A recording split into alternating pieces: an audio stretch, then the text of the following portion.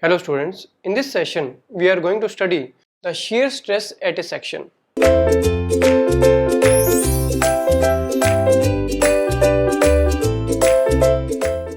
We will consider a section and we will find out the shear stress, how to find out the shear stress at a section, right? So first of all, let us take a part of beam. We have a simply supported beam or UDL or anything beam we have taken.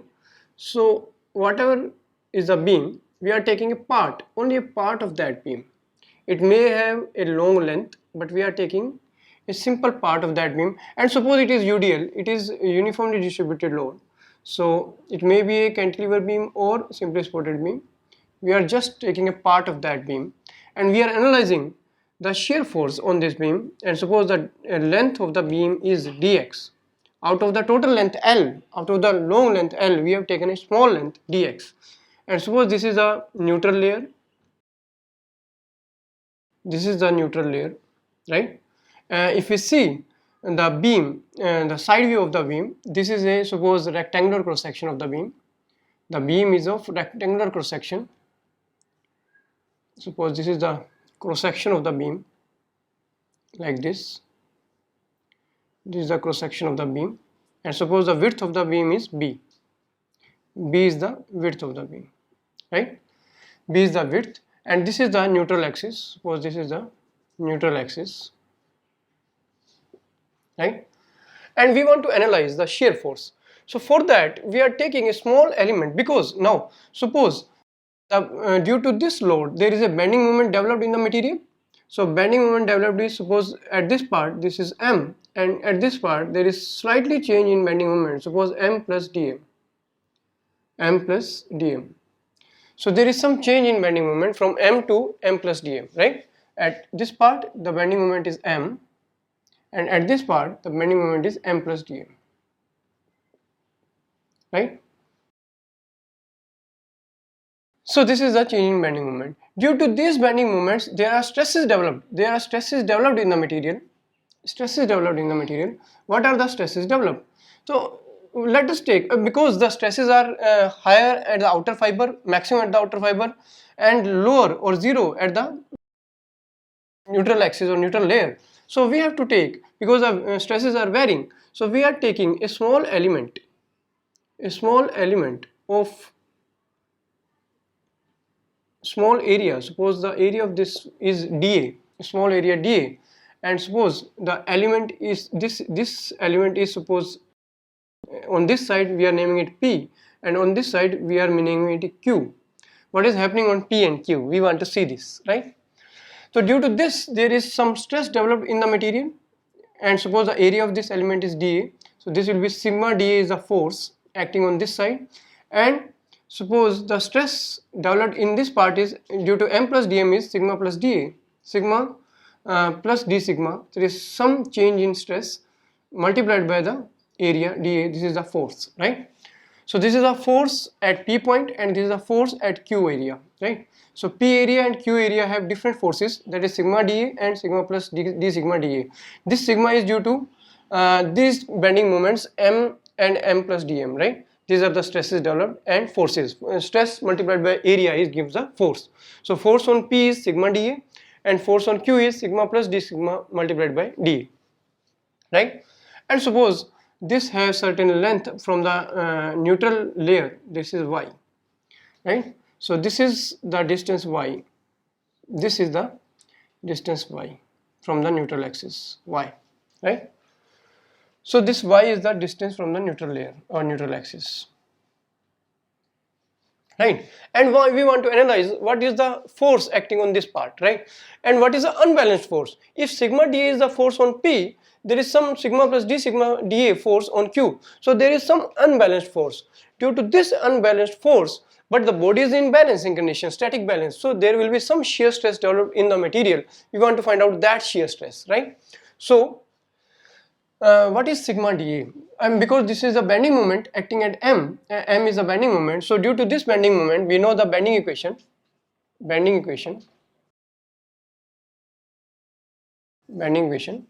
We want to find out using the bending equation. What is bending equation? That is M by I sigma by Y E by R, this is known to us, this is the bending equation, and because of this bending moment M, we are getting this stress sigma at a distance of y. So what will be the value of sigma? What is the value of sigma? So sigma will be equal to my by I, my by I. And what is the force? What is the force on area P? So force on P due to sigma.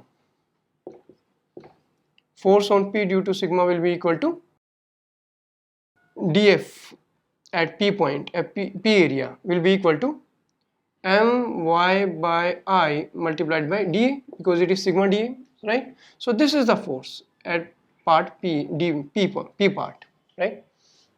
Now again, using bending moment, what is sigma plus d sigma into dA? What is this stress, right? So now the stress on, this is the stress on P, stress on part P, stress on P. Now we want to find out the stress on Q, this part Q, stress on Q. So stress on Q will be equal to, that will be equal to, using this equation, the bending moment here is, what is the bending moment? M plus dm. So M plus dm by I, moment inertia will remain same, I will be equal to, stress is sigma plus d sigma by y, distance is again same, y. So from here we can find out sigma plus d sigma. So sigma plus d sigma is the stress. Stress will be equal to, on part Q is, that is equal to M plus dm by I multiplied by y, right? Now what is the force on Q? What is the force on Q? So force on Q will be, force on Q due to sigma plus d sigma is that is equal to sigma, that force will be equal to sigma plus d sigma times dA, d sigma plus d sigma times dA, right? So this will be equal to, that will equal to M plus dm by I multiplied by y dA. This is the force on dFQ. So this is the force, and these two forces are not equal. These two forces are not equal, which is causing shear stress in the material, right? So what will be the shear stress due to these forces? What is the unbalanced force? This is higher compared to this if dm is positive. So what is the unbalanced force? So what is the unbalanced force? So we can write the unbalanced force. Unbalanced force on strip of area dA. So what will be the unbalanced force? Delta, that will be unbalanced force. So delta dF will be equal to, that will be equal to difference of these and this. So this will be equal to dF Q minus dF P. So that will equal to M plus dm by I y dA minus M y dA by I, right? So this will be equal to, the total unbalanced force will be equal to, this is the unbalanced force, and that will be equal to, we can solve it further and we can write that M will be cancel out. So we will get dF dm by I y dA. So this is the total small unbalanced force on this strip, right? This is the small unbalanced force on this strip, right? But what is the total force on the entire area, on the entire strip? Well, what will be the total force, total unbalanced force? So total unbalanced force will be integration of this thing. So total unbalanced force, total unbalanced force. So what will be the total unbalanced force, right? So in this part, above the neutral axis, above neutral axis. So what will be the total unbalanced force? So total unbalanced force will be integration of this. So this will be integration of, so this will be delta F total unbalanced force, and that will be equal to integration of this thing dmi y dA. So this will be equal to dm by I integration of y dA. And what is y dA?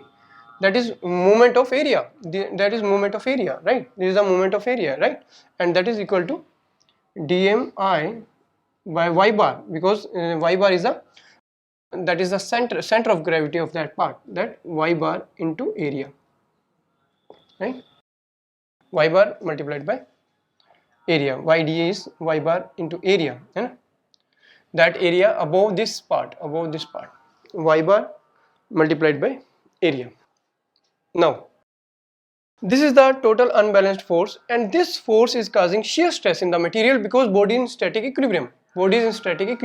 So due to this force, there is some unbalanced shear stress in the material. Shear stress developed in the material, right? Shear stress developed in the material. So what will be the total shear stress? Total shear stress in the material above the neutral axis. So due to this force, there will be shear stress developed in the material. So shear stress will be given by force upon area. So shear stress developed will be equal to unbalanced force upon the area. Unbalanced force divided by the area, right? And this unbalanced force is acting on this area dA, which is equal to dx multiplied by b. This part multiplied by the width inside the board. Width is b, right? So the area will be dx multiplied by b, right? So delta F by area, that is the area on which this force is acting, shear stress is acting, right? So that will be equal to b dx. So this area will be given by b dx, right? So this dm by I multiplied by ay bar divided by b dx. So this will be further be written as, now what is dm by dx? It can be written as dm by dx multiplied by ay bar by I. Dm by dx multiplied by ay bar by I. What is dm by dx? So dm by dx is the force, shear force. You already know in our previous lectures that the shear force, in shear force bending moment diagram chapter, you know that dm by dx is written as the shear force, right? So this can be written as the shear force, right? So I am having some part here. So this tau can be written as dm by dx differentiation of bending moment with respect to x, which is the shear force, multiplied by ay bar by I moment of inertia multiplied by width of the beam, right? So tau can be written as F, because this is shear force F at this section ay bar by IB. So this is the shear force acting on a section, which we have to remember, where dm by dx is the shear force. We already know from the shear force and bending moment diagram chapter that the differentiation of bending moment with respect to x is given by the shear force, right? So that's why we have written here the shear force. Ay bar is the moment of area basically, I is the moment of inertia, and b is the width of the beam. It may be rectangular, circular or triangular, whatever is this is the width of the beam. So from here we can find out shear stress at a section of the beam, right? So what we have done, first we have found out the sigma bending stress at a section P, at a point P, at a area P, and the force acting on P is P sigma dA, then sigma plus d sigma multiplied by dA, and then we have find out the unbalanced force, and using that unbalanced force is regarding shear stress in the material, and then we have find out the shear stress, how to find out the shear stress. So this formula we have to remember.